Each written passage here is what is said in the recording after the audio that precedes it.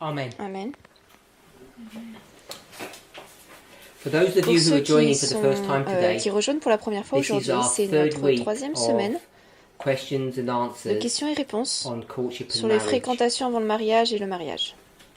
The first two Les deux premières sessions that we had sessions que nous together avons eues ensemble were done with local people, ont été faites avec des personnes local ici locales, members here in des the membres UK, ici locaux au and a few Royaume-Uni friends. et quelques amis. But it was decided Mais il a to été décidé finalement broaden the d'élargir discussion la to a wider discussion audience. pour une audience And, plus large. It's been recorded. Et donc this c'est session enregistré, cette session est So, enregistrée. is. Welcome everybody. Donc je voudrais I accueillir just tout le monde. want to Je voudrais juste quickly go through some of the questions rapidement that we've parcourir addressed certaines des in the questions past two que nous avons sessions vues dans les deux without premières going into any sessions, depth, sans rentrer dans les but just détails, to answer some mais of juste those pour or to répondre à give certaines people an idea d'elles, of pour donner un peu une what idée aux type gens of questions people des are types de concerned questions que with. les gens posent.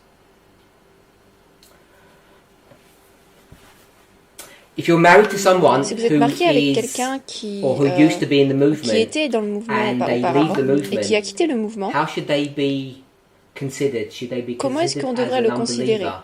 Est-ce qu'on devrait les And the answer considérer to comme that des was non-croyants? yes. Et la réponse c'était oui. These questions, Ces questions, previous ones that we've had in les the précédentes past, que nous avons vues dans le so passé, I'm not giving any context je ne to donne the pas de answer of contexte those. sur les réponses. Another question that comes Une up autre question qui est quite revenue often assez souvent, is professional or external est-ce que counselling le conseil appropriate externe for couples who approprié are pour des struggling couples in their marriage? qui And the ont du answer mal is dans leur mariage? yes. Et la réponse c'est oui. I believe that is the case. Je crois That que it oui, is c'est le cas. appropriate to Il est receive approprié professional, de recevoir help or une counselling aide in externe ou your professionnelle, marriage when it's not un going conseil well. sur le mariage lorsqu'il ne va pas bien. Do people Est-ce que who are les gens single have qui to sont be married? célibataires Is there doivent some être kind of mariés? drive to be married? No, Est-ce there qu'il isn't. non, il And n'y a neither pas is there a drive not to be married il n'y a either. pas une obligation à se marier ou à ne pas se marier. Would it always be appropriate Il sera toujours to approprié. marry, or will there come a time whilst we're Est-ce qu'il here sera on toujours earth approprié de se that marier ou vaudra-t-il we mieux un get moment so sur Terre close to the où on end, s'approchera second tellement de advent, la fin, that du second would avènement, not be qu'il any serait longer appropriate to il ne marry? serait plus approprié de se marier. And we discussed this Et and nous avons we parlé have de no cela, evidence que nous n'avons to pas de say preuves pour dire that there comes a time qu'il arrive un moment when we would advise people où nous not to marry. conseillerions aux gens de ne pas se marier. The original question was, La question originale during était the time of Panium to the pendant le Sunday temps de law, Panium à la loi du dimanche, which in Ellen White's qui dans line, or Ellen la White's ligne d'Ellen explanation White, of ou history, l'explication this would de still be l'histoire before the d'Ellen reign White, before the Sunday law. serait The answer is no. avant la loi du dimanche. Non, la We réponse don't est have non. any restrictive Nous n'avons periods pas where we say de people période should not de marry. restriction où nous ne devrions pas nous marier. People asked about the Les gens difficulty of demandaient getting married during the pandemic, la difficulté de se and, marier pendant la pandémie or ou having actuelle, courtship during the pandemic, and ou we do avoir la recognise it as a fréquentation very pendant serious cette problem. pandémie. Nous avons reconnu que c'est un problème assez sérieux. I think it behooves people Et je pense que cela to conduit les gens receive à some kind recevoir of help une aide, particularly in the time period in which particulièrement we dans cette live, période où nous vivons, because most people can't parce que la travel plupart to des see gens ne their peuvent pas voyager, partners, voir and without leur partenaire. face-to-face, in-person Et sans avoir une communication face à face, c'est très facile d'entrer dans des problèmes. Donc nous suggérons en effet que les gens aient un conseil particulier pendant ces périodes. Est-ce qu'un prêtre peut se marier à un lévite? C'est la question qui revient encore et encore. Et notre compréhension, c'est oui. Une fois que ce lévite rejoint le mouvement, qu'il est baptisé et qu'il est pleinement intégré dans le message, il n'y a pas de raison pourquoi il ne pourrait pas se marier. Ce ne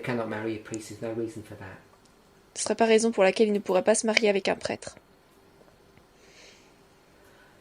Si vous avez vécu une expérience assez traumatique, ou si vous avez eu des difficultés dans votre vie passée, combien est-ce que de cette information, vous devriez partager combien de cette information avec votre partenaire prévu?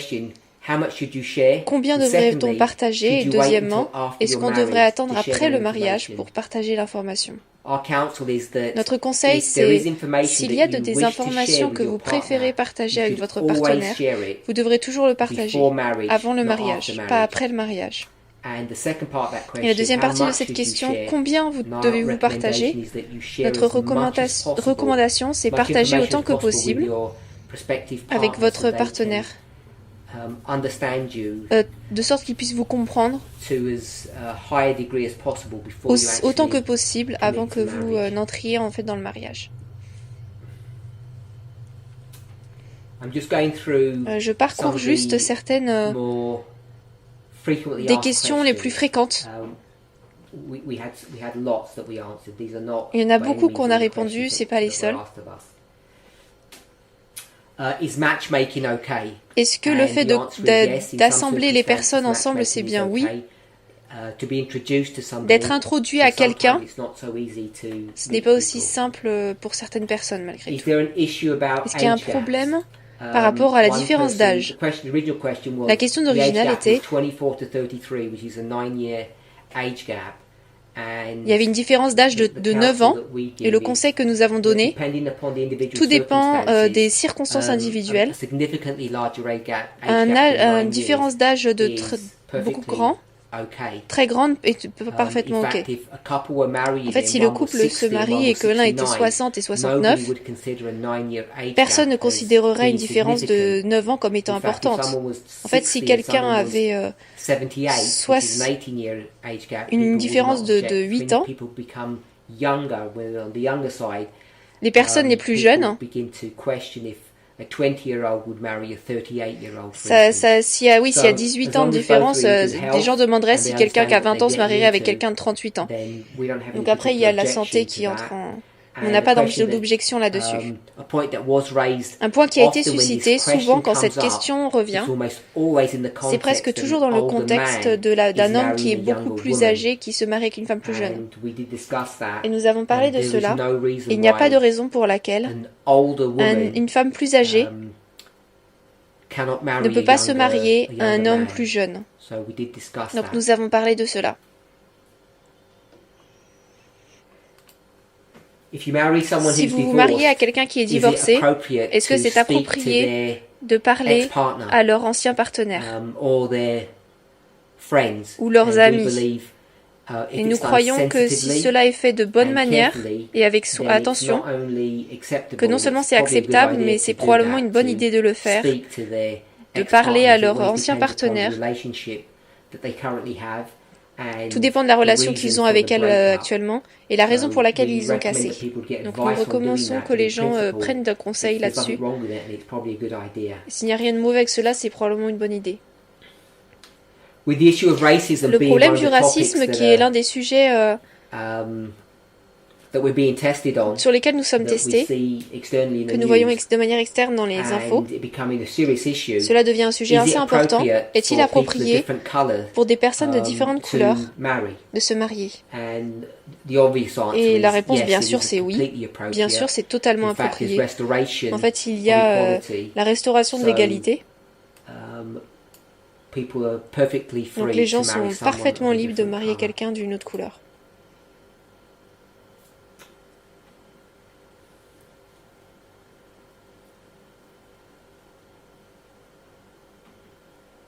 Lorsque nous parlons de l'égalité, est-ce que ce modèle de l'homme qui est le lien de la famille, comme Ellen White le dit, ou le prêtre de la maison, est-ce que ça c'est un modèle approprié que les gens devraient considérer dans leur relation?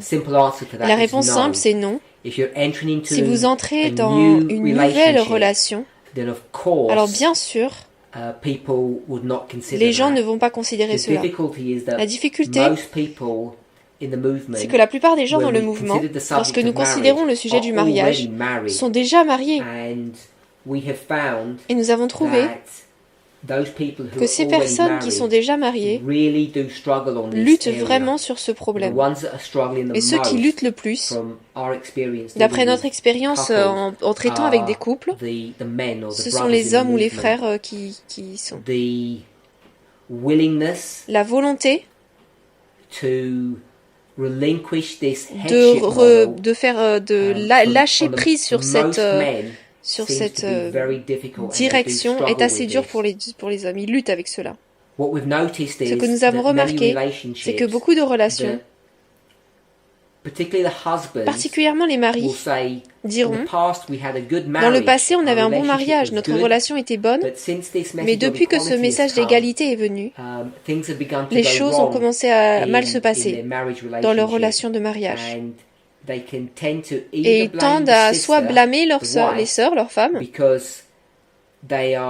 parce qu'elles sont, dans les paroles des hommes, elles font quelque chose que de mauvais, ou elles blâment le message, ou ils blâment le message eux-mêmes. Ou alors nous avons eu des déclarations telles que les suivantes.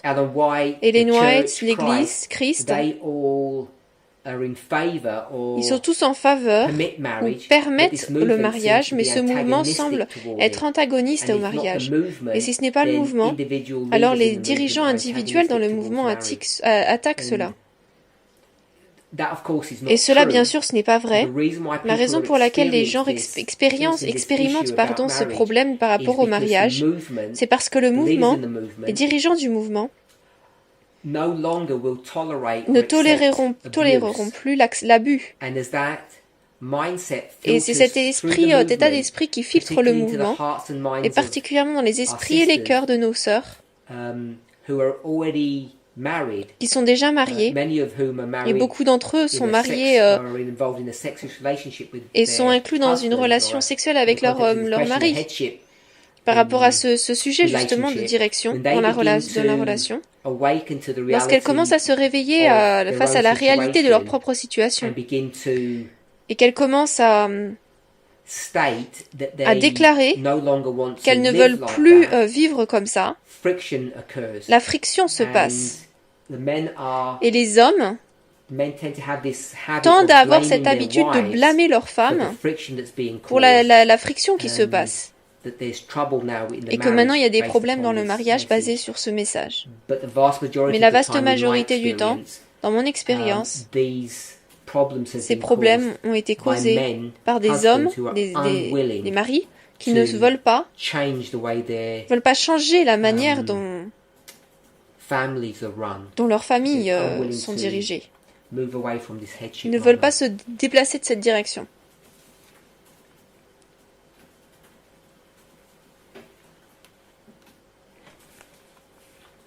Donc ça, c'est juste un résumé rapide de certaines des questions que nous avons eues dans nos 2 sessions précédentes.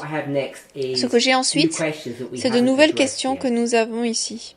Donc je vais essayer de rentrer dans cela avec plus de profondeur.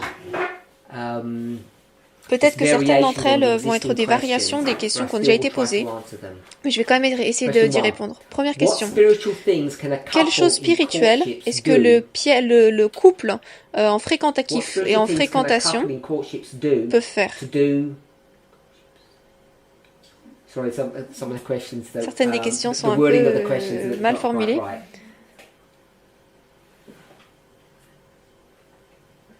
Donc la question en fait c'est que quelle chose spirituelle est-ce qu'un couple peut faire en lien avec l'œuvre de Dieu? Quelle œuvre peuvent-ils faire? Donc la première chose que je suggérerais, c'est de refléter la compréhension de comment est-ce que les relations devraient fonctionner. Ils devraient refléter l'égalité face à tout le monde avec qui ils sont engagés. S'ils ont des enfants, particulièrement avec les enfants, d'autres membres dans le mouvement, et bien sûr dans leur cercle plus élargi d'amis, de famille. Ça, c'est l'œuvre la plus importante qu'un couple peut faire. Maintenant, la question était particulière par rapport à la fréquentation. Alors, ce n'est pas à moi de dire aux gens ce qu'ils devraient faire par rapport au ministère. Nous comprenons, je l'espère, que la plus grande majorité d'entre nous ne pourront pas entrer dans le ministère à plein temps. Si vous prenez le modèle des dîmes, par exemple, le pourcentage des personnes qui devraient être en ministère à temps plein, ce serait 10%. Et je ne pense pas que nous avons même pas ces nombres en fait. Parce que je ne pense pas que nous ne recevons tant de dîmes pour soutenir ces nombres. Et l'autre problème, c'est que nous n'avons pas en fait tant d'enseignants qualifiés qui pourraient entrer dans le ministère à plein temps. Donc lorsque la personne a posé la question qu'est-ce que les couples peuvent faire pour entrer, qu'est-ce qu'ils peuvent faire, quelle œuvre peuvent-ils faire pour la cause de Dieu, la première dont nous sommes censés faire, c'est bien sûr enseigner en tant que prêtre. J'espère que nous savons tous cela. Ma compréhension de cela, d'Ézéchiel 2, d'Ézéchiel 3, n'a pas changé. L'œuvre que nous devons faire auprès des églises est toujours intacte. Il n'y a pas de changement là-dessus, sur cette compréhension. Là où nous devrions ou ne devrions pas aller voir l'église. On peut toujours aller voir les églises des conférences, tout dépend de la situation des personnes, s'ils le permettent ou pas.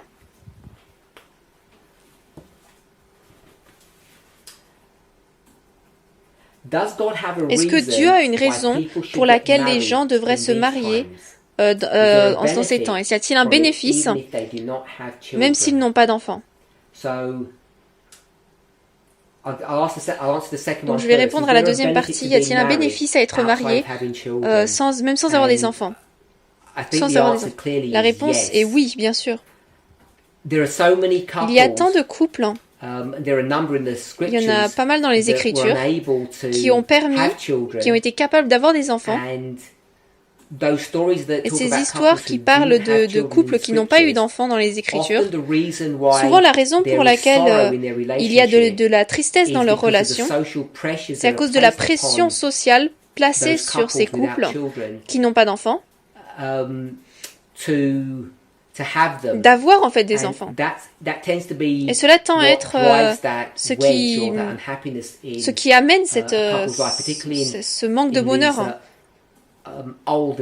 particulièrement dans ces histoires de l'Ancien et du Nouveau Testament. Mais en fait, il n'y a pas besoin qu'un couple ait des enfants si c'est leur désir. S'ils ne veulent pas d'enfants, il n'y a pas besoin d'avoir des enfants. Le mariage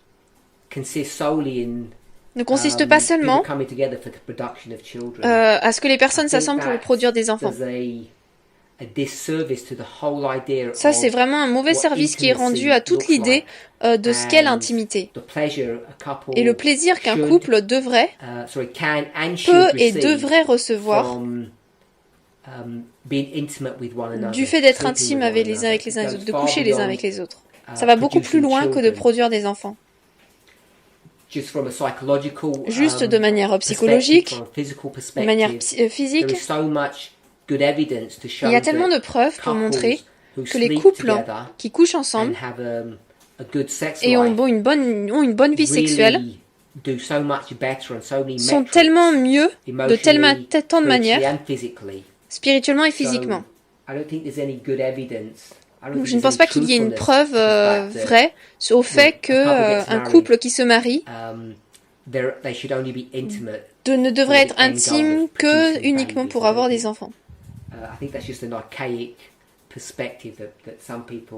Je pense que c'est juste une pensée archaïque que les gens ont. Donc il y a un bénéfice au fait de se marier sans spécialement avoir besoin d'enfants. Donc la première partie de la question, c'est est-ce que devrait y avoir une raison pour laquelle les gens devraient se marier aujourd'hui? Je pense que la réponse facile, c'est oui.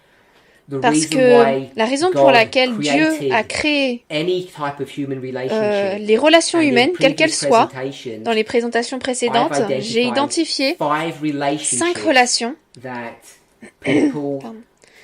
que les gens devraient avoir. Et peut-être qu'on ne les a pas toutes dans notre vie. C'est différent entre de l'enfance, de l'adolescence vers les adultes. Ça dépend également si on est marié ou pas. Si on expérimente ces 5 relations. Mais peut-être que quelqu'un peut donner une réponse. Quelles sont les 5 relations, au moins les 5 dont j'ai parlé, je sais qu'il y en a peut-être plus que cela, que Dieu nous a donné à l'humanité. Je ne sais pas si quelqu'un peut les dire. Alors les amis. Donc il y a des amis. Les parents, quelqu'un dit les parents. Maître et serviteur. Je vais mettre maître et serviteur.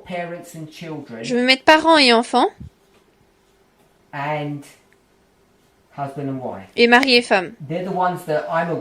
Ce sont ceux dont je suis conscient. Je ne sais pas s'il y en a d'autres qui peuvent le dire, mais ce sont les relations dont j'ai parlé dans les présentations que j'ai faites. Ce sont celles qui me viennent à l'esprit. Est-ce que je pense qu'elles sont importantes? La raison pour laquelle elles sont importantes, c'est parce que ces 5 relations nous enseignent comment Dieu interagit avec l'humanité. Il y a également les frères et sœurs.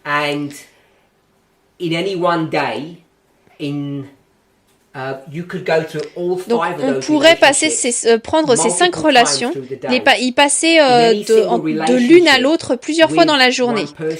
Dans une relation avec une personne, vous pourriez passer différentes relations. Par exemple, si votre mari, vous êtes mari et femme, vous pourrez vite passer à l'idée d'être ami avec eux, d'avoir un maître, une relation maître-serviteur. Donc c'est ce qu'un homme et une femme pourraient faire ensemble, mari et femme. Parents et enfants peuvent être amis, peuvent être maître et serviteur. Les frères et sœurs peuvent avoir une relation d'amis. Donc vous pouvez voir qu'avec une seule personne, dans une relation que vous avez avec cette personne biologique, il peut y avoir différentes relations, tout dépend des circonstances. Donc lorsque la personne demande est-ce que Dieu a une raison pour laquelle les gens devraient se marier dans ce temps, oui, il y a une raison pour laquelle Dieu a créé le mariage.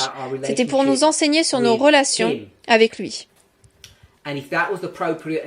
Et si ça s'était approprié à la création, c'est approprié maintenant aussi.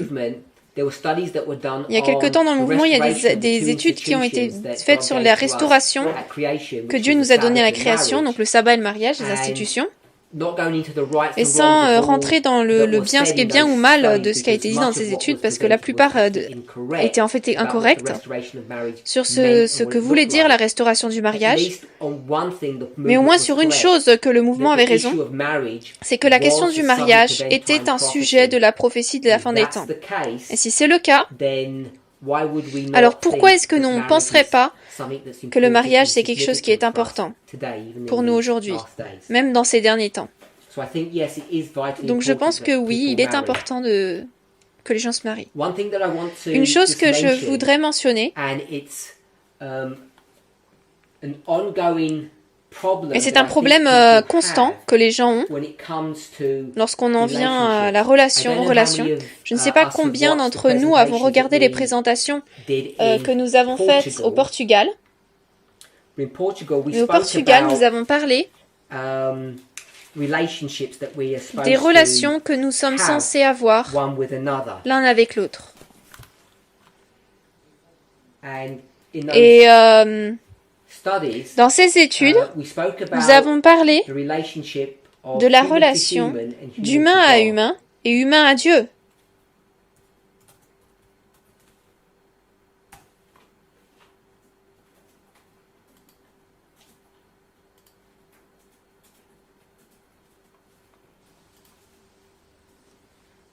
Je ne sais pas si d'autres personnes ont se souvenir de ces études, mais elles ont été prises du livre de 1 Jean, chapitre 4. 1 Jean 4. Et je vais juste lire un verset. 1 Jean 4, 20. Si quelqu'un dit « J'aime Dieu » et qu'il haïsse son frère, c'est un menteur. Car celui qui n'aime pas son frère qu'il voit, comment peut-il aimer Dieu qu'il ne voit pas? Et nous avons passé un certain nombre de classes sur ce verset et sur les sujets qui l'entourent et qui soutiennent ce verset. Et le point que j'aimerais qu'on soulève de ce problème, c'est le suivant. Beaucoup trop d'entre nous ont cette idée que si vous voulez avoir une relation qui a du succès, la première chose qu'il vous faut faire, c'est avoir une relation de succès avec Dieu. Premièrement, vous devez connaître Dieu avant d'entrer dans une relation qui fonctionne et qui soit correcte avec un autre être humain. Ce que je voudrais suggérer, c'est que ce verset enseigne l'opposé complet Et également tout le sujet des relations humaines enseigne également l'opposé, qu'il nous a été donné des relations humaines afin que nous puissions apprendre Dieu. Nous n'allons pas premièrement voir Dieu pour savoir comment est-ce que nous sommes censés nous comporter et ensuite nous entrons dans les relations humaines pour que cela fonctionne. C'est censé être l'inverse. Et je sais que cela se jette au visage de beaucoup d'entre nous qui ont été enseignés cela dans le mouvement ou même dans l'adventisme. Comme quoi nous sommes d'abord censés avoir cette belle relation qui fonctionne avec Dieu avant de pouvoir passer à autre chose, d'avoir une relation avec les êtres humains. Donc, est-il bon que nous nous marions aujourd'hui? Bien sûr, il est bon. Cela peut nous enseigner tellement de choses à propos de Dieu et sur comment est-ce que nous sommes censés nous comporter. Cela ne veut pas dire que nous devons nous marier, mais la question était, quelle est la raison pour le mariage? Et la raison pour le mariage, c'est que nous puissions plus apprendre sur ce qui est Dieu et comment nous sommes censés nous comporter les uns avec les autres. Est-ce que les gens dans la fréquentation et l'amitié devraient-ils apprendre à étudier ensemble? Je pense que la réponse simple, c'est oui. Si vous n'êtes pas capable d'étudier ensemble, que vous soyez amis ou que vous êtes en fréquentation, cela peut être très difficile de soutenir une relation. Mais je voulais juste ajouter que souvent beaucoup de personnes vont rencontrer quelqu'un. Si c'est une sœur, elle va rencontrer un frère, ou vice-versa, à l'église, vous allez devenir familier avec eux et vous allez les voir faire des présentations et ils ont l'air impressionnants. Vous vous sentez attiré vers eux physiquement. Ils ont un bon caractère. Mais une des choses qui vous attire vraiment, et on utilise souvent ce terme, ils semblent être une personne pieuse. Et vous voulez les rencontrer, vous voulez rencontrer une personne pieuse. Vous croyez que si vous vous attachez à cette personne, eh bien alors vous pourrez avoir une bonne expérience spirituelle. J'ai rencontré tellement de gens qui, lorsqu'ils entrent dans une relation, avec cette pensée ou sur cette base, et dès que leur relation commence à se solidifier, donc ils sont soit mariés ou alors ils entrent dans la fréquentation, ce qu'ils trouvent souvent, c'est que toute cette idée ils vont étudier ensemble, ils vont aller ensemble, en fait elle s'évapore. Et en fait ça ne dure pas si longtemps que ça. Je pense qu'il est important de réaliser que chacun d'entre nous doit avoir notre propre marche personnelle avec Dieu.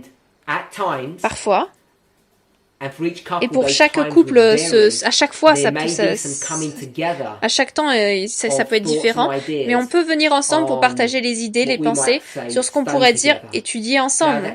Mais cela n'enlève pas le fait qu'il est bon et essentiel de prier ensemble, de partager des pensées d'encouragement avec ceux que nous aimons, notre partenaire. Bien sûr, nous devrions faire cela, mais ça c'est différent du fait d'étudier. Nous, dans ce mouvement, bien plus que tous les autres, peut-être même au niveau du monde, mais en tout cas au niveau de l'adventisme, si on se confine à cela, nous comprenons plus que les autres ce que cela veut dire d'étudier. Cela ne veut pas dire d'aller dans les 4 évangiles et d'apprendre des leçons spirituelles sur une histoire particulière. Comme quoi Simon le lépreux aurait dû penser à ce qu'il avait fait à Marie. Au lieu de l'accuser, il aurait dû avoir un cœur plein de contrition et qu'on doit tous prendre une leçon de cela. C'est pas vraiment ça étudier ensemble. Ça, c'est parcourir une leçon morale que les couples devraient et pourraient discuter l'un avec l'autre pour les aider à comprendre. Peut-être comment est-ce qu'ils devraient se traiter les uns les autres et les personnes autour d'eux. Mais si la question fait référence à l'étudier à ce niveau, oui, ils devraient étudier ensemble, oui. Mais nous savons plus que cela. Pour nous, dans le mouvement, notre définition d'étudier, c'est en fait une investigation académique systématique de la parole de Dieu. Et que lorsque nous approchons le livre de Psaumes, les évangiles, les livres comme ceux-là, la plupart des chrétiens les voient comme de manière réalistique, mais nous le voyons de manière prophétique. Et lorsqu'on en vient aux études prophétiques, s'il peut être le cas qu'il n'y aura pas beaucoup d'études faites entre les couples ou des amis, parce que c'est une poursuite individuelle. Maintenant, si vous allez vous marier à quelqu'un et que l'une personne fait de l'ingénierie et que l'autre n'était pas intéressé dans plus d'éducation que ça et travaillait à la banque, il n'y a rien de mauvais pour qu'il ne se marie pas. Mais la poursuite, l'étude de la personne qui est à l'université et qui fait un diplôme en ingénierie, ou alors si elle se marie avec quelqu'un qui travaille à la banque qui veut faire comptable, leurs études seraient différentes, leur version serait différente. Devraient-ils se marier alors?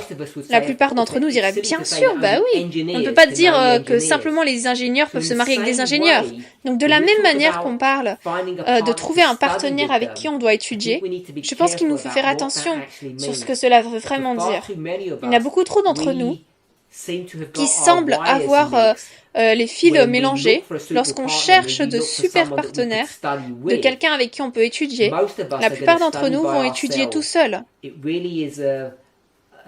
C'est vraiment une poursuite individuelle. Tout comme lorsqu'on fait un diplôme en académie. C'est quelque chose que vous faites vous-même. Vous ne vous attendez pas à ce que votre conjoint fasse vos devoirs avec vous. Vous ne vous attendez pas en tant qu'enfant, vos parents fassent vos devoirs ensemble. Donc de la même manière, lorsque nous parlons de l'étude ensemble, je pense qu'il nous faut vraiment faire attention sur quelles sont nos attentes. Et pour beaucoup d'entre nous, je ne pense pas qu'elles sont basées sur la réalité. Il y a beaucoup trop de personnes qui vont regarder quelqu'un et vont dire c'est un bon présentateur. Cette sœur qui peut se lever et qui connaît bien le message, elle peut me poser des lignes. Un frère va le regarder et va dire mais elle peut vraiment étudier. Elle est proche de Dieu, elle doit être une femme spirituelle. Si je la marie, si j'ai une relation avec eux, on pourra étudier ensemble. Et je pense que ce frère sera vraiment désappointé. Ses attentes ne seront pas rencontrées. Cette capacité de cette sœur, cette volonté de cette sœur à étudier, afin de pouvoir présenter de cette manière, c'est vraiment un effort individuel. Il est très rare que ce frère puisse faire quelque chose pour vraiment l'aider, à moins qu'il puisse donner des suggestions, qu'il puisse donner un peu de soutien sur ce qu'elle a besoin. Mais pour qu'il pense, lui, que son message, peu importe quel est son message, va s'améliorer parce que lui, maintenant, peut donner une valeur aux études de son message, c'est très rare que cela se passe. Même lors du mariage d'Ellen White, même s'ils travaillaient de très près ensemble, ils avaient des rôles différents. Et même s'ils se soutenaient l'un l'autre, et qu'il y avait une union au niveau de l'organisation, James White, les études de James White et d'Ellen White, c'était vraiment des efforts individuels. Donc je veux vraiment dire aux gens de faire attention. Ils ont vu cette personne qui est célibataire et il semble être spirituel parce qu'ils font cette grande œuvre pour Dieu, ils étudient et ils présentent. Et vous pensez, si je m'attache à cette personne, ils vont m'aider dans mes études. Je pense que la plupart des gens trouveraient, si vous parlez à des gens qui sont mariés, que cela en fait ne se passe pas.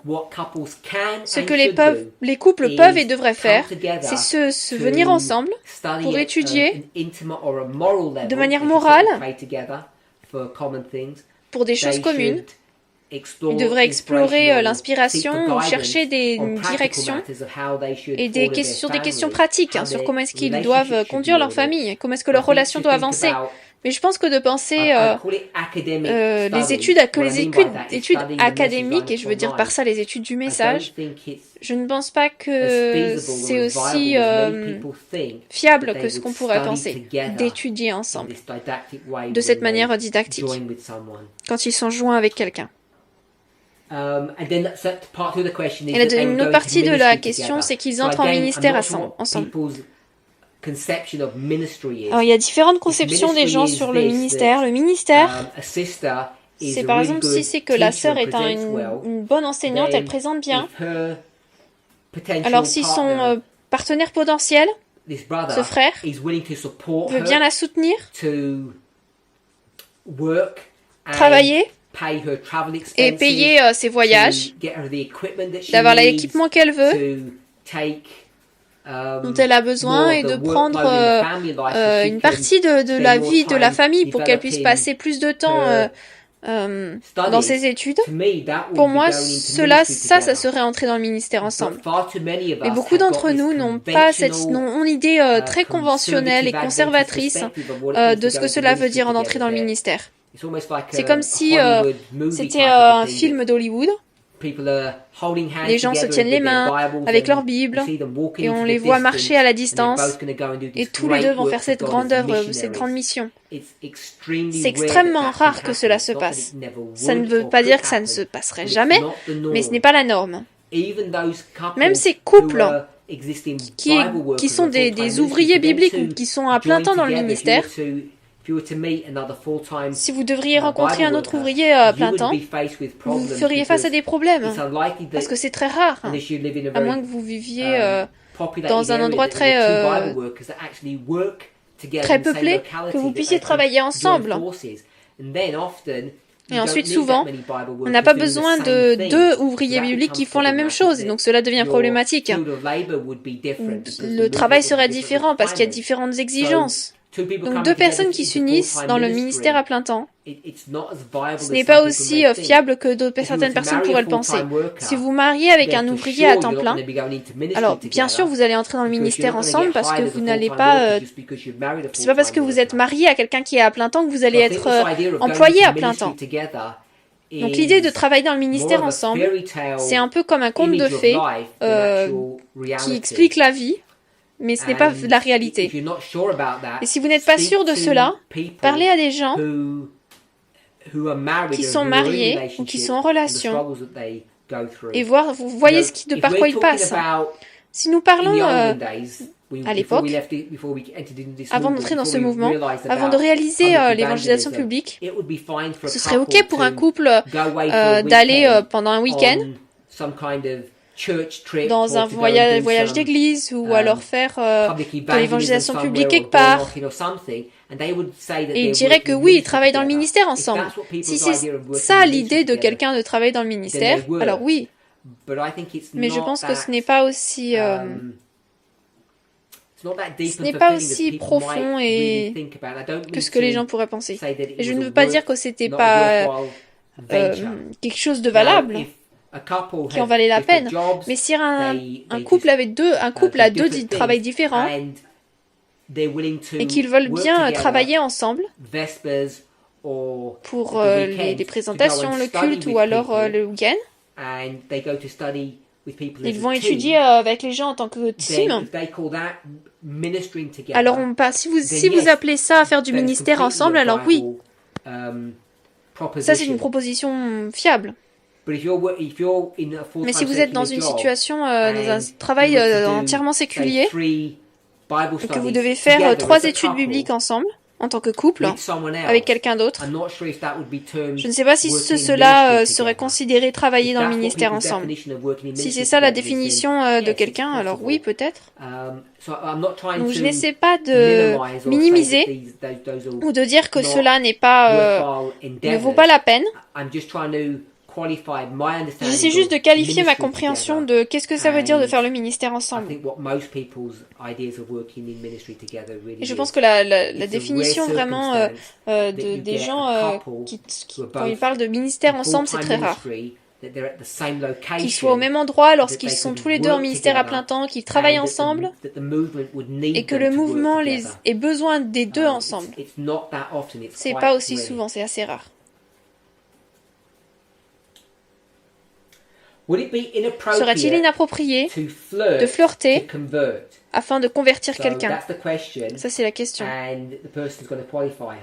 Si vous avez un ami qui n'est pas dans la dénomination, à qui vous êtes attiré, et en comprenant que vous ne pouvez pas les marier, est-ce qu'on peut flirter avec eux afin qu'ils puissent être convertis, afin que vous puissiez être ensemble? Est-ce que ce serait considéré comme l'évangélisation publique ou inapproprié? Je pense que ce serait inapproprié de manière basique. C'est complètement inapproprié. La raison pour laquelle je dis cela, c'est parce que je n'essaie pas de dire que c'est péché, mais ce que j'essaie de dire, c'est que vous allez finir par vous causer beaucoup de problèmes. Souvent, maintenant, dans une situation telle que cela, la question, telle qu'elle l'a posée, a été posée de la question de quelqu'un qui est dans le mouvement, qui essaie de conduire quelqu'un qui n'est pas dans le mouvement, il est attiré vers eux, et la phrase qui est utilisée, c'est flirter pour convertir. Ce qui est encore plus dangereux, et ce qui sera, je pense, inévitable, c'est lorsque vous prenez cette question de l'autre côté, que la personne qui n'est pas dans le mouvement, peu importe qui a initié le flirtage pour convertir, ils vont accepter ce modèle. Et le problème, c'est qu'ils pourraient finir par flirter pour convertir. Et ils pourraient continuer tout cela dans l'espoir, en fait, de se marier à quelqu'un qui serait à moitié décent. Et qui voudrait bien accepter toutes les requêtes ou toutes les demandes qui seraient faites. Avant le mariage, bien sûr, dès que le mariage se passe, vous savez ce qui se passe. Et donc très vite, vous allez vous trouver dans des problèmes. Donc je pense qu'il est très... c'est vraiment un mauvais conseil de poursuivre quelqu'un qui n'est pas actuellement dans le mouvement. Si vous aimez quelqu'un qui n'est pas dans le mouvement, et que vous désirez qu'ils soient dans le mouvement, vous désirez les marier, je pense que la meilleure chose, c'est que même si vous les informez, et c'est peut-être pas une mauvaise chose, mais que quelqu'un d'autre puisse faire cette œuvre, peut-être une autre sœur, ou si la personne est une sœur, enfin peu importe, l'inverse. Si c'est une sœur ou un autre frère, avec qui il pourrait étudier de manière beaucoup plus professionnelle et d'une manière beaucoup plus désintéressée.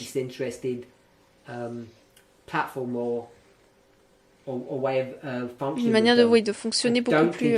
je ne pense pas qu'il est approprié d'être attiré vers quelqu'un et d'étudier avec eux en espoir que finalement vous pourrez vous marier avec eux un jour.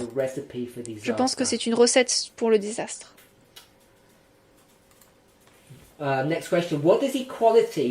Question est, qu'est-ce que l'égalité pour les couples mariés? À quoi ça peut ressembler de manière pratique? Je pense que ça, c'est vraiment une question vaste. Il n'est pas facile à répondre. Et je pense qu'une partie de cela, c'est parce que ça dépend où est-ce que les gens en sont dans leur relation en tant que couple. La première, et ça ne va pas simplement mari et femme, mais ça fonctionne également à tous ces niveaux de relation, serviteur ou maître, parents, enfants, etc. Mari et femme, frères et sœurs et amis, quelle que soit la relation que vous ayez, l'égalité, c'est vraiment un principe fondamental qui est de respecter les autres.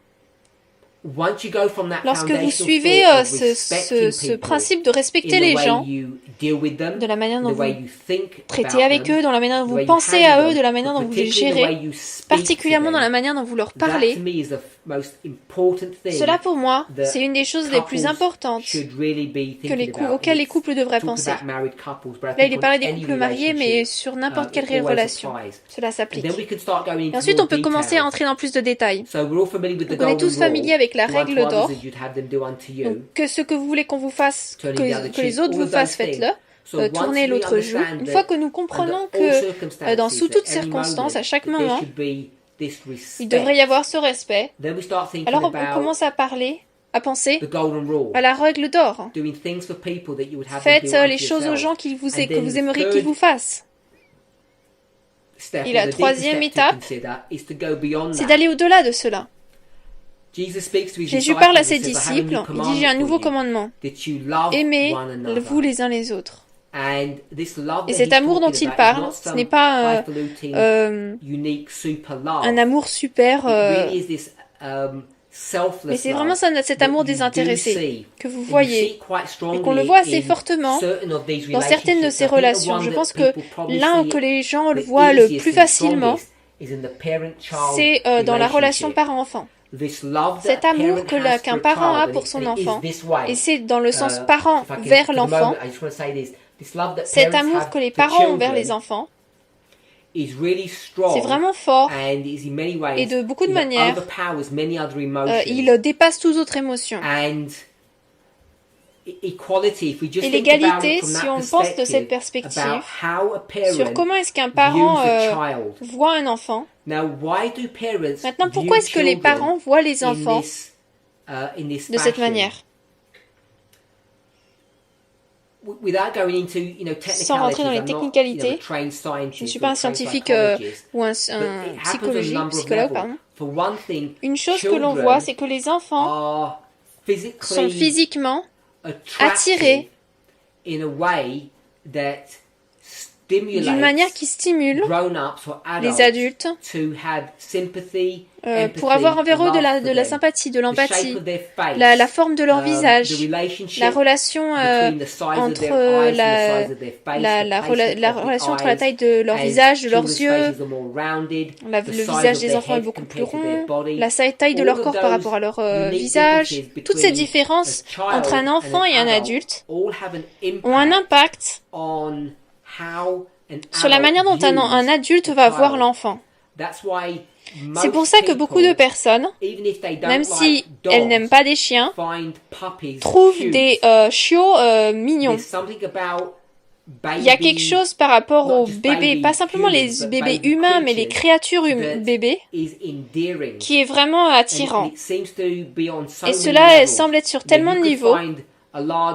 On peut trouver un grand lapin, je sais pas, un lièvre, ils n'ont pas vraiment du tout, les lièvres ne ressemblent pas aux lapins. Je pourrais les comparer à un petit kangourou. Et quand vous regardez un lièvre de près, son visage, ça peut faire moitié peur.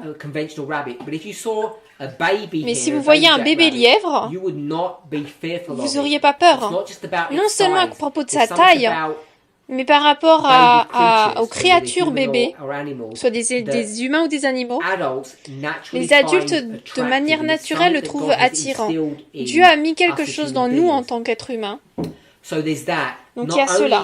Non seulement il y a cela, mais ce besoin que les enfants ont, quel qu'il soit, que ce soit un enfant, un humain ou un animal, parce qu'ils sont vraiment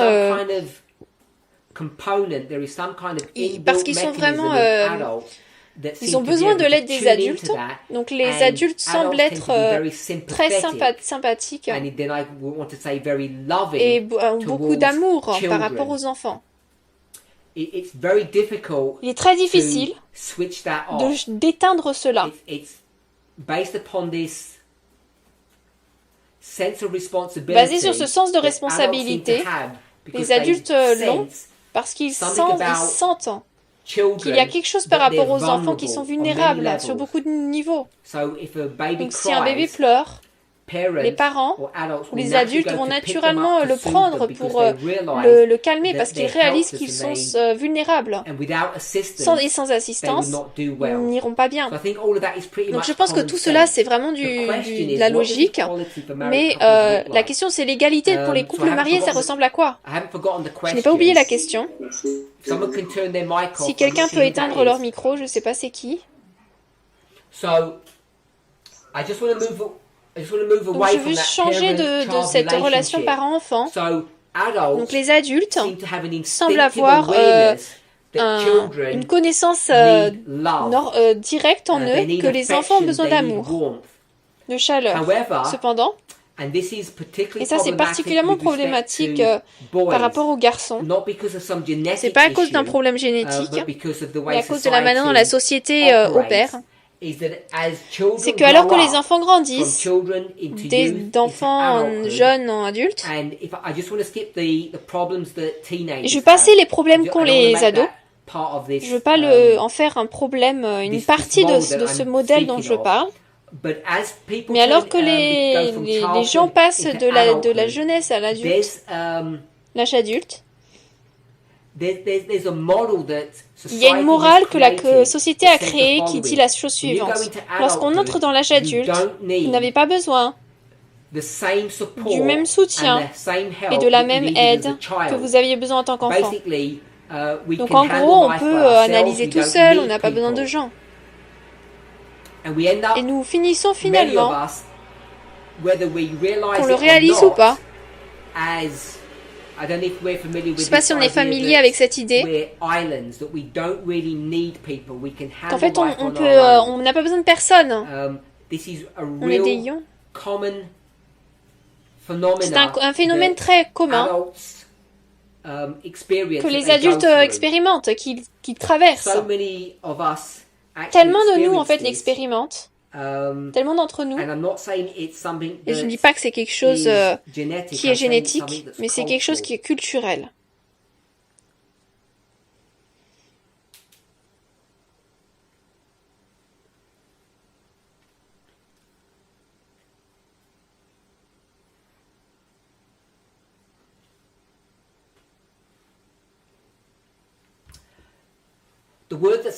Les paroles qu'utilisent certaines personnes, c'est qu'il faut se tenir sur ses deux pieds. Il faut faire sa propre vie. Il faut être indépendant. Toutes ces pensées, ces idées, d'elles-mêmes, ça peut être des concepts bénins, mais ils deviennent, en fait, lorsqu'on passe de l'enfant à l'adulte, cela devient... cette idée est venue comme quoi il y a un changement qui est requis. Et c'est là où l'égalité commence à être érodée. Parce que les gens, en fait, ne comprennent pas qu'ils doivent être traités de la même manière qu'ils étaient traités lorsqu'ils étaient jeunes. Et non seulement on ne pensait pas qu'on devait être traité de la même manière, donc on pense que d'autres personnes n'ont pas besoin d'être traitées de la même manière. Donc ce qui finit par se passer, c'est qu'on commence à construire un modèle, qui dit lorsque vous avez une relation parent-enfant, les parents vont donner de l'amour inconditionnel aux enfants. Et les enfants vont juste crier et pleurer pour l'amour, pour avoir l'attention. Donc les enfants vont pleurer pour l'attention et les adultes croient que c'est correct et naturel et donc ils veulent donner l'attention à l'enfant. Et si c'est une relation qui fonctionne bien, l'enfant va grandir normal et de manière émotionnelle, en bonne santé émotionnelle. Ils seront aptes émotionnellement, ils vont avoir une relation d'amour fonctionnelle. Et ça, c'est bon et sain. Donc ça, c'est l'idéal. Mais la société enseigne que lorsqu'on arrive à l'adulte, tout ce besoin devrait s'arrêter. Donc lorsque ces enfants deviennent des adultes, ils sont enseignés comme quoi ils ne devraient plus avoir ces besoins. Ils ne devraient plus pleurer pour avoir de l'aide. Donc ce qui se passe ensuite, c'est que les adultes, en tant qu'adultes, nous avons ces modèles, comme quoi nous n'avons pas les mêmes besoins d'amour, d'attention et d'amour d'autres adultes. Donc vous pouvez voir quel est le problème là. Donc lorsque vous vous mariez à quelqu'un, lorsque l'homme se marie avec une femme, lorsque deux personnes viennent ensemble, la société leur a enseigné, et cela est particulièrement problématique par rapport aux hommes, qui ne sont pas censés, je vais utiliser une autre phrase, ils ne sont pas censés être dans le besoin. De manière sexiste, ils sont censés être des hommes et soutenir les situations, être braves, être forts, courageux. Toutes ces choses leur sont enseignées. Et nous construisons cette idée que les adultes ne méritent pas l'amour, l'affection. Et sans cette compréhension, qu'il n'y a pas de différence entre les parents et les enfants, la relation, et le mari et la femme, ou femme et mari, que ce mari a le même besoin que l'enfant. Ce garçon ne grandira pas, ne sortira pas de son besoin lorsqu'il deviendra un homme. Il n'y a pas de différence entre un enfant et un homme lorsqu'il en vient à leurs besoins d'affection et leurs besoins d'amour. Mais la société dit autrement. Elle suggère autrement.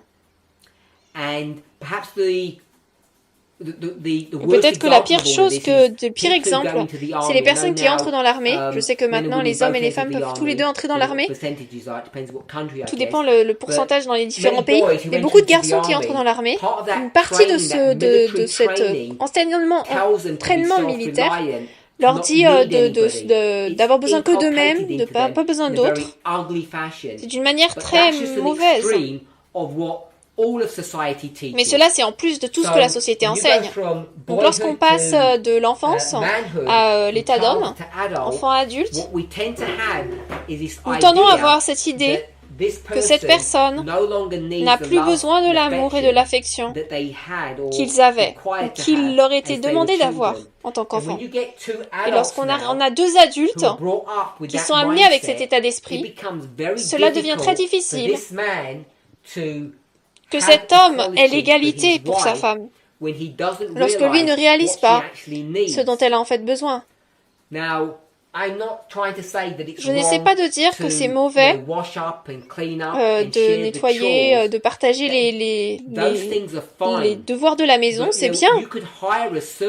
Mais vous pourriez prendre un serviteur pour faire cela et malgré tout vivre dans une mauvaise maison. Ce dont cette femme a besoin, c'est que le mari reconnaisse qu'elle a besoin de deux choses. Elle a besoin d'avoir de l'affection et elle a besoin d'être aimée. Et le problème est, non seulement elle a besoin de cela, mais elle ne réalise pas qu'elle en a besoin. Et ça, c'est un des problèmes fondamentaux lorsqu'on en vient à l'égalité dans les couples mariés. Que la plupart d'entre nous, généralement, tous dans le mouvement, ne comprenons pas en fait quels sont les besoins d'un être humain, quels sont les besoins fondamentaux lorsque nous rentrons dans la vie adulte. Nous savons qu'est-ce qu'ils y sont lorsqu'on est enfant. Donc si vous êtes un adulte et que vous allez dans la maison d'un ami et qu'ils ont un bébé qui pleure, vous n'allez pas dire au bébé mais pourquoi est-ce que tu cries autant, tu pleures, pourquoi est-ce que tu peux pas aller gérer ces problèmes. On va pas penser comme ça. Mais lorsque ce bébé, cette fille se transforme en une femme, d'une fille à une femme, c'est exactement comme ça qu'on traite les femmes. Comment est-ce que les maris vont traiter leurs femmes? Et je n'essaie pas de dire qu'ils le disent de manière rude. C'est pas simplement la question d'être rude, mais c'est fondamentalement que les adultes ne pensent pas qu'ils méritent d'être traités de la même manière que les enfants ont besoin d'être traités. C'est quelque chose dans lequel on grandit en dehors de ça. On n'a plus besoin de ce besoin au fur et à mesure qu'on grandit. Et je pense que ça, c'est un problème vital par rapport à cette question de l'égalité. C'est trop facile à louper. Donc je n'essaie pas d'oublier le fait que les hommes devraient faire les devoirs chez eux, devraient aider, prendre soin des enfants. Toutes ces choses pratiques sont bien. Mais vous savez tout aussi bien que moi que c'est très facile d'aider, de faire les devoirs de la maison, mais de le faire d'une mauvaise manière. Vous pourriez tout simplement prendre quelqu'un pour le faire chez vous. Les devoirs autour de la maison, c'est facile à faire. Mais je ne pense pas que c'est le problème fondamental dont on devrait parler. Mais c'est vraiment comment est-ce qu'on traite les gens. Et je ne pense pas que c'est simplement le fait d'être poli. Ou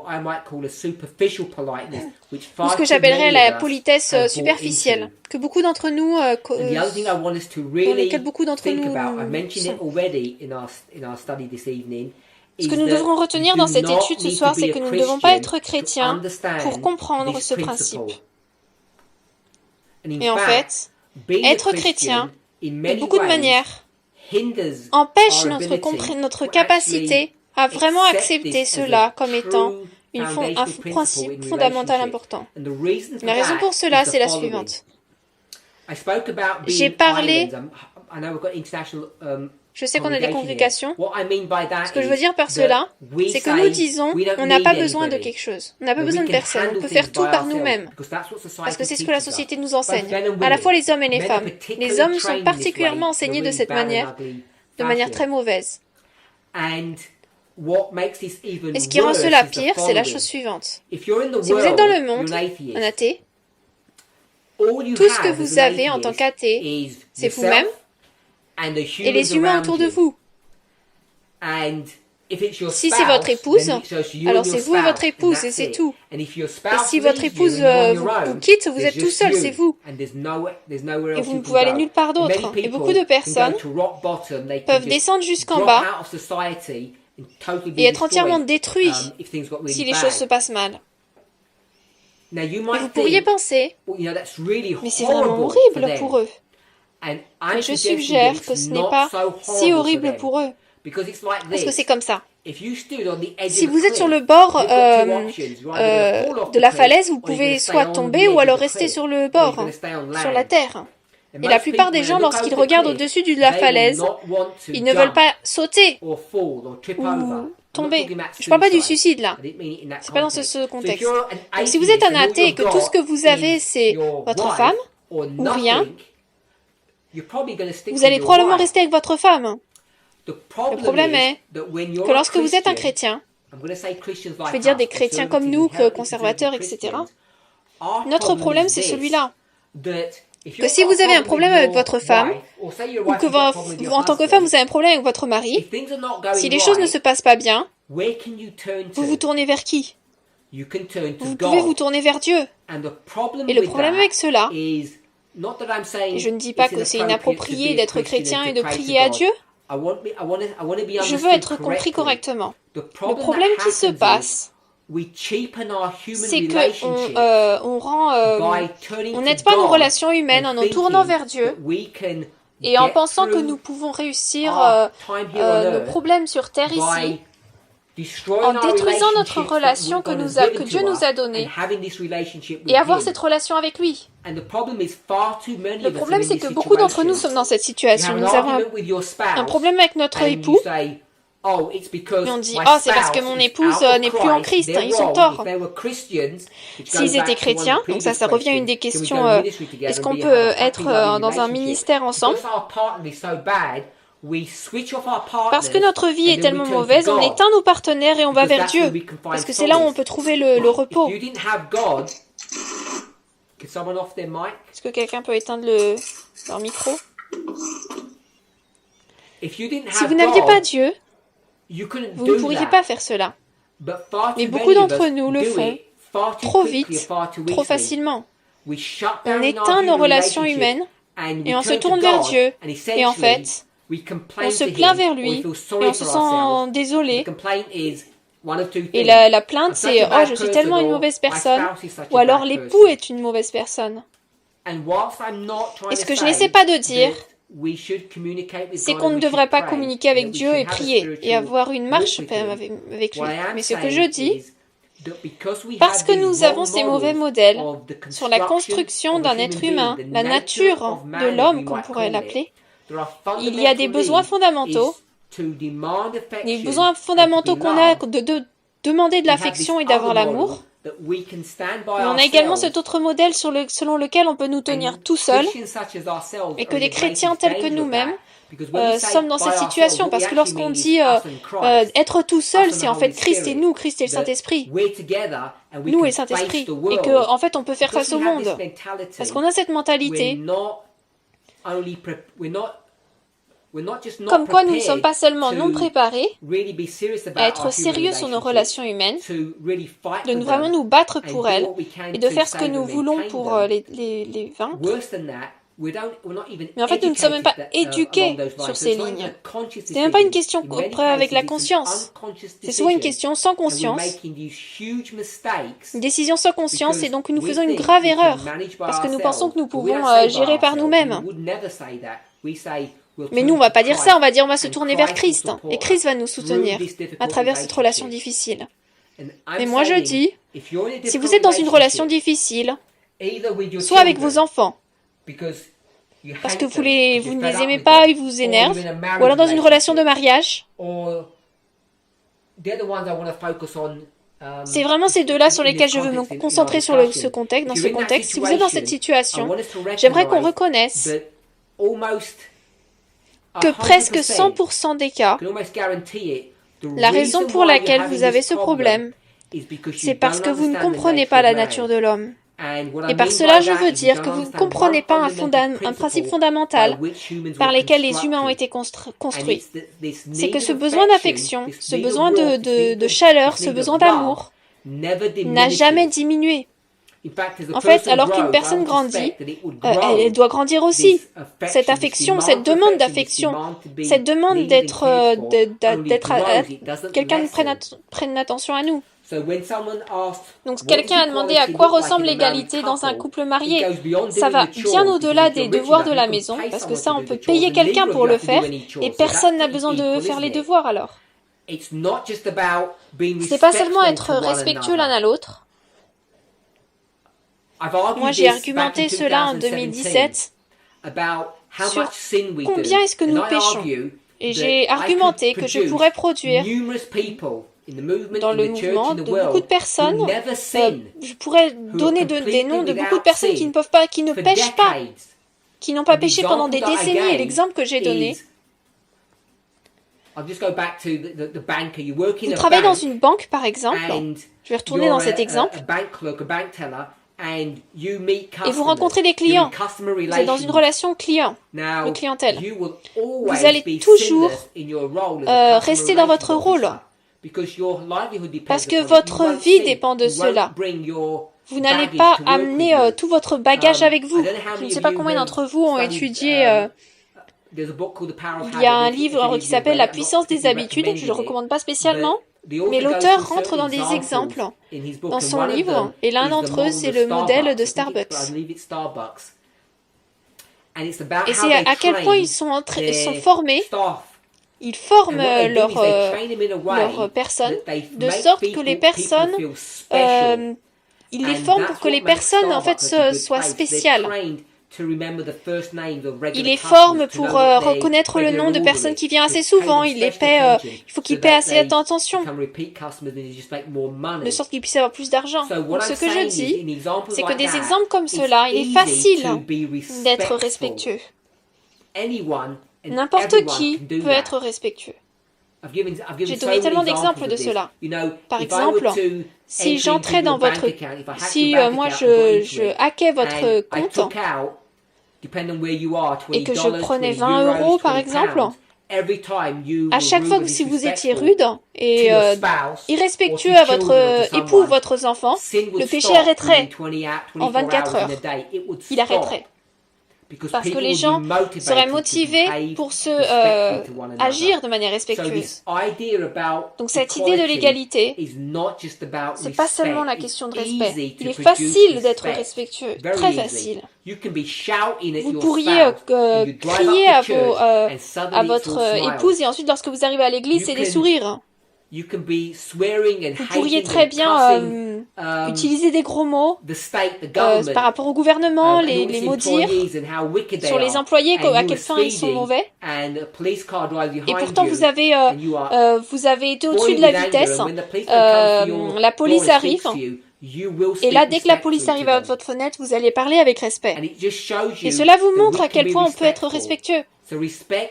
Donc le respect ne veut pas spécialement dire, n'est pas spécialement vrai. Donc lorsqu'on en vient à l'égalité, on peut montrer l'égalité, mais ça ne veut pas dire qu'il est véritable. Pour avoir une égalité véritable, cela doit être basé sur des principes, sur des fondements. Et je suggère que le principe numéro 1, c'est ce qui est donné dans le Nouveau Testament, de la manière dont nous avons lu ces passages dans le passé. Nous l'avons mal lu. Donc lorsque Christ dit « Je vous donne un nouveau commandement », ce n'est pas un nouveau commandement, vous le savez tous. Moi, ce que je crois, qui est décrit ici, c'est que lorsque vous devenez des adultes, vous avez oublié ce que cela voulait dire d'être enfant, de crier pour l'attention et de l'obtenir. Et les parents et les adultes, ils le font parce qu'ils voient un besoin chez les enfants. Mais dans cette relation mari et femme, votre femme,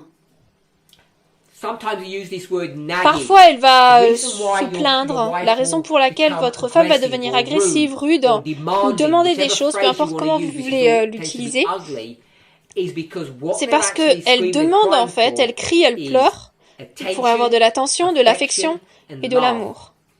Et si nous, dans ce mouvement, ne comprenons pas ce principe fondamental de la construction des êtres humains, nous ne pourrons jamais arriver à la véritable égalité.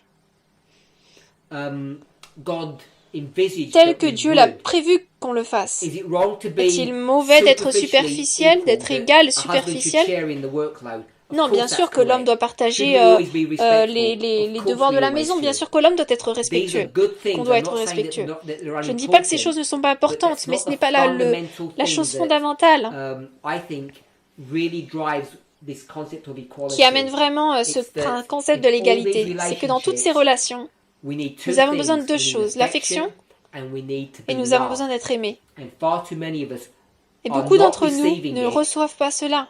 Parce que nous avons été formés à croire que la personne n'en a pas besoin et que personne n'en a besoin en fait, donc on n'en donne pas.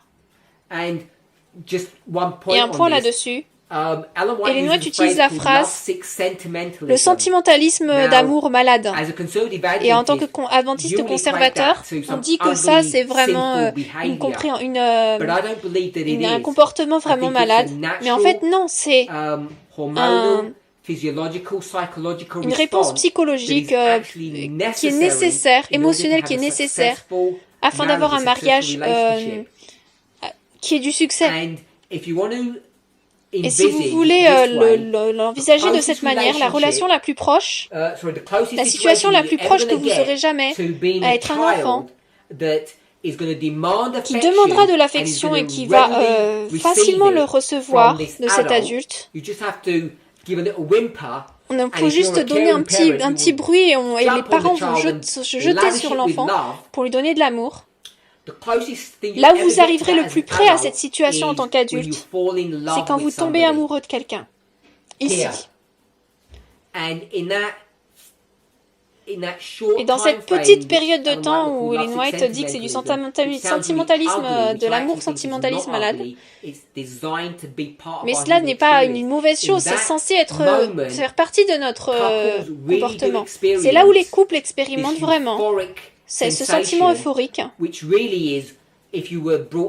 qui, en fait, si vous avez été correctement élevé, c'est ce que vous recevez en tant qu'enfant en grandissant. C'est pour ça que les mariés et les femmes ont cet attachement, ou plutôt lorsque le couple est en fréquentation, ils l'ont. Mais le problème, et j'en ai parlé dans de précédentes discussions, que cette réponse, c'est une réponse physiologique, hormonale. Elle s'en va en fait. Ça peut prendre 12 à 18 mois pour que vraiment elle sorte de votre système. Et une fois qu'elle est sortie, vous retournez au normal. Et le normal, ça veut dire qu'on est des personnes indépendantes, qu'on n'a pas besoin des autres. Donc ce premier amour que nous avons, lorsque vous vous mariez, tout dépend quand vous vous mariez. Si vous vous mariez en quelques mois d'avoir rencontré la personne, lorsque vous serez marié, vous aurez toujours cela, mais ça va partir de toute façon. Si vous avez 12 à 18 mois de fréquentation, dès que vous vous mariez, vous entrerez en problème dans la première année.